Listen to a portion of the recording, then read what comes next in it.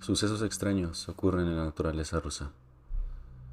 Después de mucho pensar y bastantes tragos, por fin he decidido compartir algunas de mis experiencias.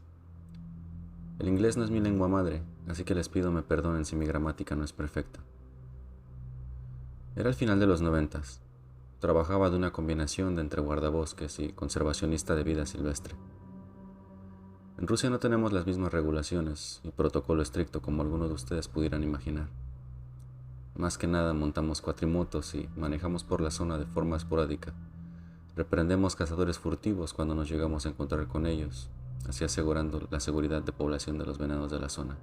Yo trabajaba en un área rural rodeado de bosque y naturaleza salvaje. Solo tenía un compañero, a quien llamaremos Peter. Peter era tu típico sujeto ruso loco que parecía vivir de vodka y fumaba como chimenea. A pesar de eso, fue mi mejor amigo por varios años y siempre me cubría la espalda sin importar con qué nos tuviéramos que enfrentar en el bosque. La paga en el trabajo era una basura, para ser honesto, pero venía acompañado de bastantes ventajas que hacía que valiera la pena. No teníamos jefe, así que básicamente nos podíamos ir de campamento, embriagarnos y llamar eso una excursión.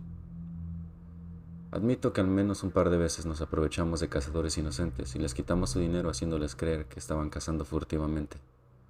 Éramos muy corruptos, pero aún así logramos hacer un número decente de arrestos legítimos y logramos poner verdaderos cazadores furtivos en la cárcel. A veces nos llegaban llamadas que requerían que hiciéramos verdadero trabajo duro. Si gente avistaba animales enfermos, dependía de nosotros salir a buscar dichos animales y asegurarnos de que no esparcieran lo que sea que portaban. Si un animal mostraba agresión hacia los locales de la zona, teníamos que asegurarnos de sacrificar al animal. Teníamos amigos en el hospital veterinario local que nos corrían pruebas de sangre si sospechábamos de rabia o alguna otra cosa. Un día Peter y yo recibimos una llamada de unos locales que parecían estar bastante preocupados.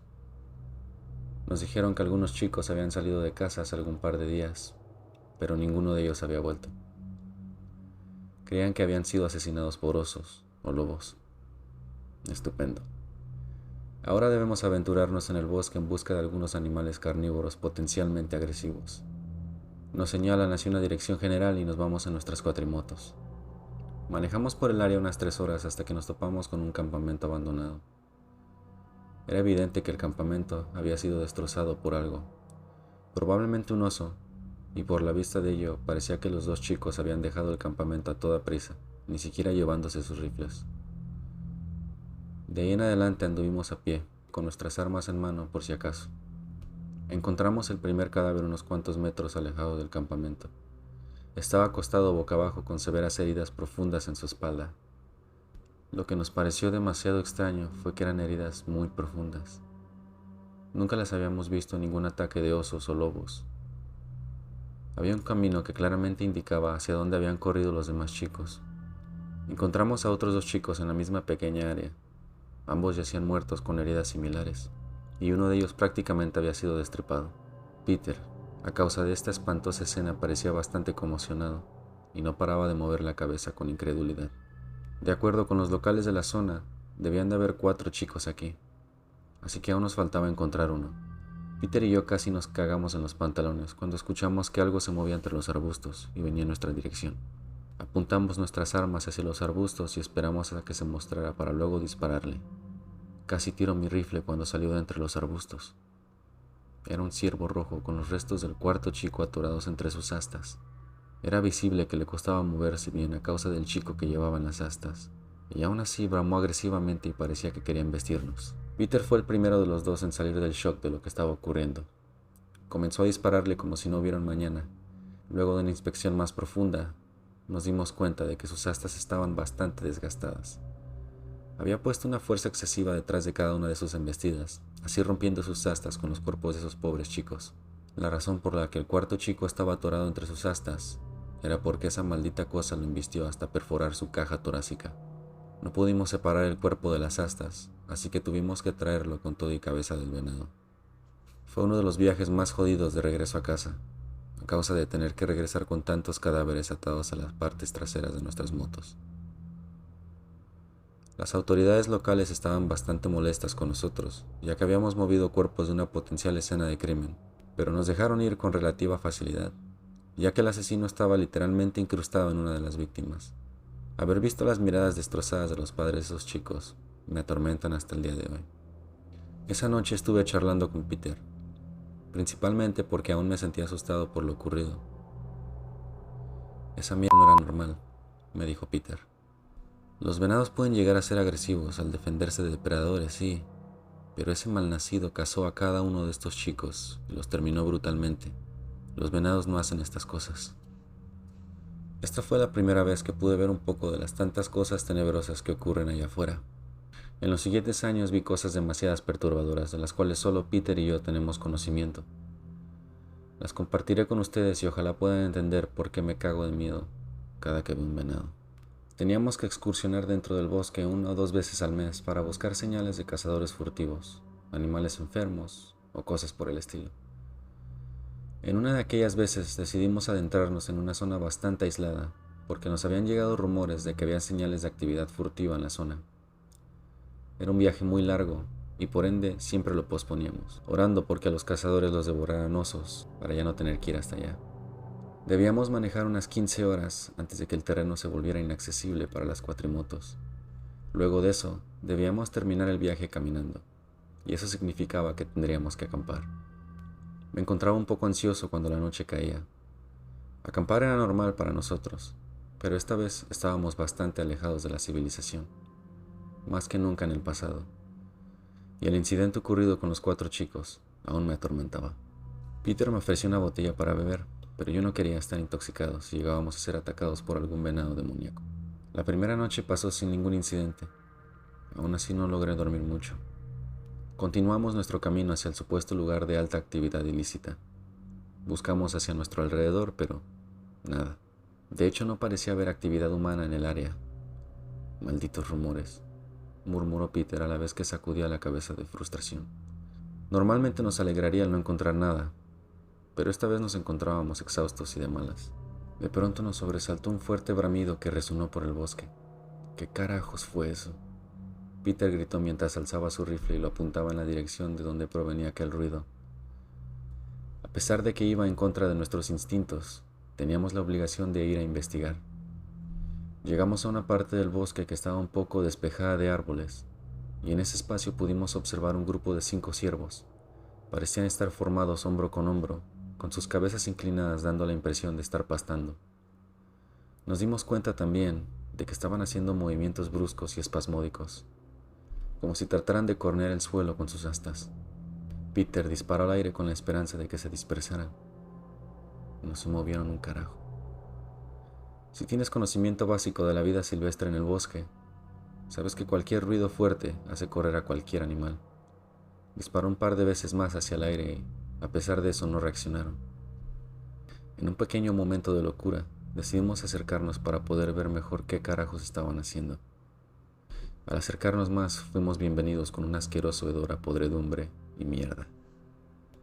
¿Acaso eso es un puto oso?, dijo Peter mientras señalaba hacia el suelo por delante de los ciervos, y para nuestro desconcierto, ahí yacía un oso pardo adulto y de tamaño considerable. Se encontraba en un estado de descomposición, lo que significaba que había muerto hace al menos unos 4 o 5 días. Los ciervos jadeaban y gemían con agresividad, al mismo tiempo que corneaban el cadáver una y otra vez. Lucían seriamente desnutridos y exhaustos. El cuerpo del oso estaba completamente despedazado, con excepción de la cabeza, que por alguna extraña razón habían dejado intacta. Nos quedamos congelados mientras veíamos cómo se desarrollaba esta terrible escena.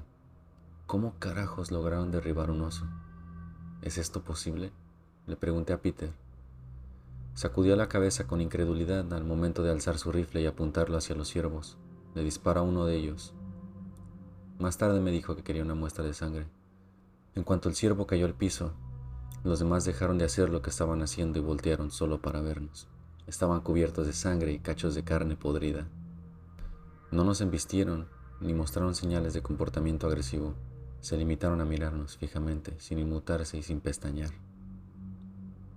Llegado a este punto, Peter ya había cambiado de opinión con respecto a lo de la muestra de sangre, y comenzó a alejarse lentamente. Le seguí los pasos y alcé mi rifle por si acaso. Al alejarnos lo suficiente para poder ser ocultados por unos arbustos, los ciervos continuaron con su ataque al cadáver. una vez más sin prestarnos nada de atención. Ya habíamos tenido suficiente. Ni siquiera montamos nuestro campamento esa noche. Solo seguimos caminando a paso acelerado hasta llegar a nuestras cuatrimotos. Ninguno de los dos habló durante todo el camino de regreso a casa, excepto por el ocasional "carajo". Ese incidente de verdad jodió a Peter. Le tomó un par de semanas en volver a ir conmigo al bosque. Estaba completamente convencido de que los ciervos estaban siendo manipulados por una bruja o algo más, de lo cual yo no estoy muy seguro. No soy creyente de brujas y todo eso. Todo lo que creo es que la naturaleza está mucho más jodida de lo que creemos. Nos hemos mantenido alejados de la naturaleza cruda por tanto tiempo porque hemos elegido vivir en ciudades, así que probablemente hemos olvidado qué tan tenebroso e impredecible puede llegar a ser allá afuera. Aún así, había algo extraño con esos ciervos, algo a lo que aún no le encuentro explicación. Un día recibimos una llamada de las autoridades locales. Aparentemente, un señor de avanzada edad que vivía en una cabaña remota y, por su cuenta, no había sido visto por algún tiempo ya. Querían que los lleváramos a la cabaña, ya que no estaban acostumbrados a este tipo de terreno. Los llevamos a la cabaña y al llegar nos estacionamos a unos cuantos metros de la entrada, y ya estaba muy claro que algo había ocurrido. La puerta estaba completamente desprendida de sus bisagras, y la cabaña estaba vacía. Los oficiales nos pidieron asistirles con su búsqueda. La teoría inicial era que el anciano había sido atacado por un oso, y ese mismo oso se lo llevó. Eso explicaría la condición de la puerta. Nos dividimos y comenzamos nuestra búsqueda. Pasaron unos 30 minutos cuando uno de los oficiales nos llamó. Sonaba un poco asustado cuando nos dio con detalle su ubicación. No nos dijo qué había encontrado, solo nos dijo: querrán ver esto por sí mismos. Cuando lo alcanzamos, no era claro lo que había encontrado, ya que nada parecía estar fuera de lugar. Nada de ramas quebradas, ningún camino, nada. Solo apuntó hacia arriba, a uno de los árboles que estaba enfrente de él. Y colgado sobre una de las ramas más altas, había un cadáver fresco de ciervo. Esto era bastante extraño, sí, pero aún no sabíamos lo que tenía que ver con el caso. Luego notamos algo aún más extraño. Más arriba en el árbol había el cadáver de un oso. Algo había asesinado a un oso y luego lo colocó en el árbol. Personalmente, sé que algunos leopardos o tigres hacen esto para su consumo posterior, pero en esta zona no hay leopardos ni tigres. Los oficiales parecían inquietos y lanzaban miradas nerviosas por encima del hombro. Permanecimos agrupados después de eso y continuamos con la búsqueda. Así lo hicimos por un par de horas más, hasta que lo notamos. En nuestro camino de regreso, volvimos a pasar por aquel árbol, pero esta vez el venado ya no estaba. Solo quedaban algunas ramas ensangrentadas. Apresuramos el paso y nos largamos de ahí sin siquiera voltear hacia atrás.